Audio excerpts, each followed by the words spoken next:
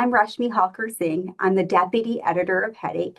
It's my pleasure to be joined today by Dr. Tim Houle, who's one of the authors of a recent publication entitled Stress and Fasting for Inducing Migraine Attacks. Today, we're discussing this paper that talks about how stress and fasting, two commonly reported migraine triggers, may interact to influence migraine. Welcome, Dr. Houle. It's so exciting to talk to you about this recent work. Thank you very much. It's good to be here. So, first of all, what inspired you to study stress and fasting together rather than separately? Good question. Yeah, it's widely believed that stress causes headache attacks. A lot of individuals with migraine believe that's true. It's also pretty common to believe that fasting or missing meals or maybe not eating enough food might also cause attacks. But what's less well known is if the two of those factors combine to produce risk that's maybe beyond either one by themselves. And so we were trying to figure that out in this study. So, you use something called a 2x2 factorial crossover design. Can you briefly explain what that is and what that allowed you to test? Absolutely, yeah. So if you're trying to study two things at the same time, a factorial design can be a good idea.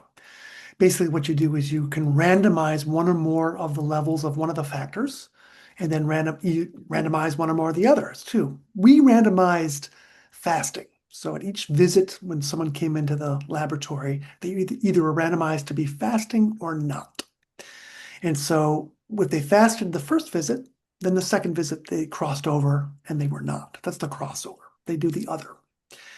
We were worried about the stress condition, so we didn't randomize that. Everybody did the control condition, which would be no stress, on the first visit, and then they crossed over to the stress condition on the second visit.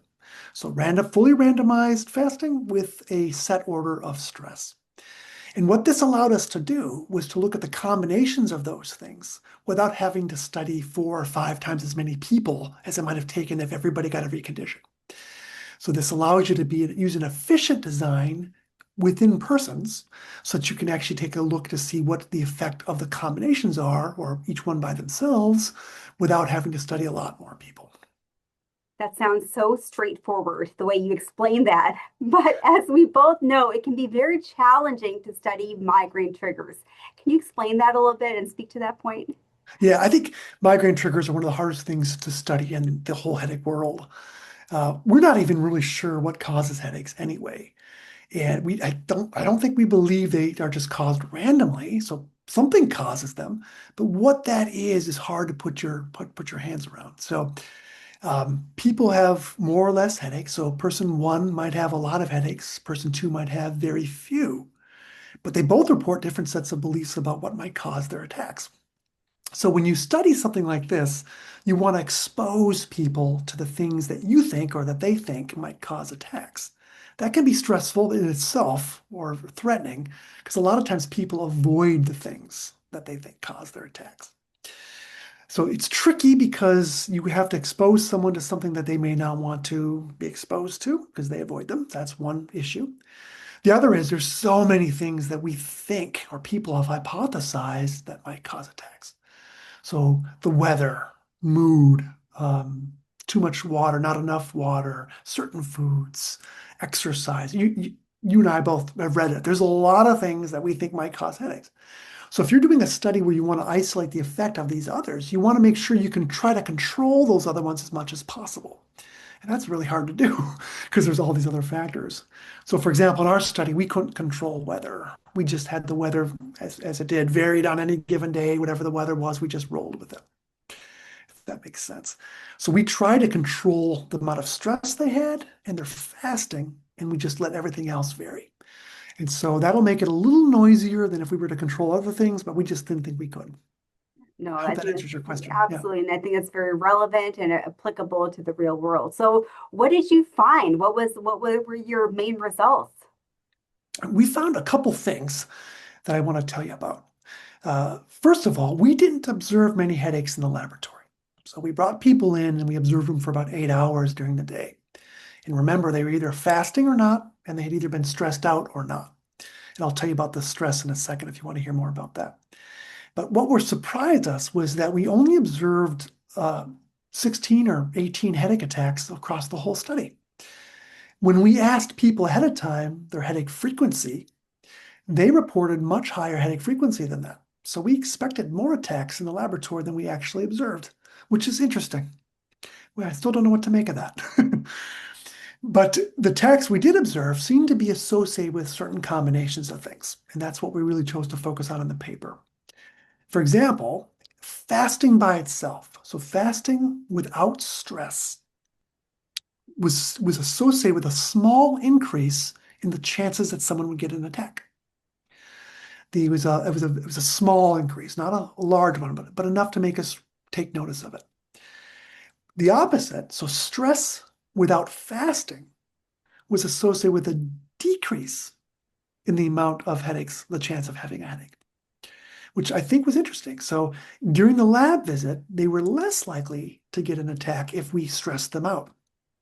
Now, after the lab visit was over, these individuals had a sharp increase in the amount of attacks in the next 8 to 12 hours. And that lines up with what Richard Lipton and his team has called the letdown headache. So you get a dose of stress right away, and then after the stress subsides, well, then your risk goes up. So that's how we interpreted that. But the most important finding we thought was the combination of the two. So if you fasted and had the stress, then the probability of getting a headache attack increased extra much, was even more. It wasn't a profound amount, but it was more than either one by themselves, and it definitely happened earlier. So if you got stressed by itself, you didn't get an attack until later. But if you had stress and fasting, well, then you had an attack closer to the real time. So it happened earlier and more often. So we concluded that stress and fasting may interact to increase your risk of having an attack. I think all that's very fascinating. Some of that resonates with things that I see in my clinical practice. For example, the letdown headache phenomena is something that patients commonly share with me. I'm curious though, did any of this surprise you? Was any of this unexpected to what you kind of thought you might see when you went in to do this work? Yeah, I think we thought in the head at the beginning that stress would increase attacks in the laboratory. So the fact that it decreased stress in the laboratory to the letdown, it did surprise us. I don't know why. I knew about the letdown phenomena, but I thought that we'd see those attacks in the laboratory. After the stressor, we had individuals relax. And so we thought that the 6 hours after the stressor would be enough time for the attack to occur. But it looks like, so this was surprising, the letdown phenomena lasted 12 to 24 hours. That was a little longer than I thought. It was surprising. So, how should the clinician seeing patients interpret your work, and how should I counsel my patients the next time I see somebody in clinic who talks about triggers or diet or stress or even anything else that's related to the things that you found? Great question. And I think that's a tough one too, because obviously you can't control stress. Stress will happen to you. As a matter of fact, if you're a healthy adult or even a healthy child, you're going to get stress. It's the nature of life. So the stress is going to come at you regardless if you're ready for it or not. So that's why I think the behavioral approaches are really good here. Because let's say exercise or physical conditioning, that there seems to be some evidence that that can protect you against the effects of stress. And so too can stress management techniques like deep breathing or muscle relaxation or problem solving, all the great things that psychologists do to help patients or individuals manage their headaches. Protecting against stress or having skills or tools to protect yourself from stress, I think is a really nice thing. I think that's one of the things I'd recommend is if you haven't seen that, or if you don't recommend that as a provider, maybe it's worth thinking about. Makes sense. From the fasting point of view, it's a little easier. I think skipping meals seems like it's a bad idea. And I think most people would know that. But obviously, I think the two might go hand in hand because if you're really stressed out, it might make it more probable for someone to miss a meal because they're dealing with something or they're coping in some way. So I think the idea is that when you need to eat the most is when you might be least likely to do so because you're undergoing some stress. So knowing that would be important. And my last thought on what providers could say to patients would be the idea of multiple triggers together. I think this study does shine a nice light on the idea that it's really hard to figure out one single thing that causes an attack. And this study supports that multiple things might come together to increase someone's risk for an attack. And we only studied two things. There could be a lot of things that combine together.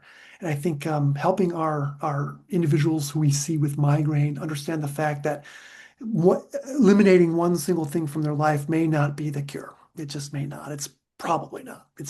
Could be a bad idea because by eliminating certain things, you might make it more likely that you experience those things or you actually get attacks. So that's what I was hoping providers would learn from our study. They're excellent points. So what's the next step? What do you do next to build on the findings that you've got gained from this work? Yeah, thanks for asking. This was a laboratory study that was embedded in a large forecasting study. So what we're trying to do is predict when someone's going to get an attack in the future. So we follow people over time.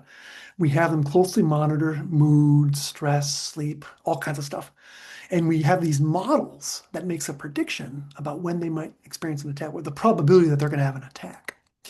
So these data nicely support some of the variables in our model, which we had identified.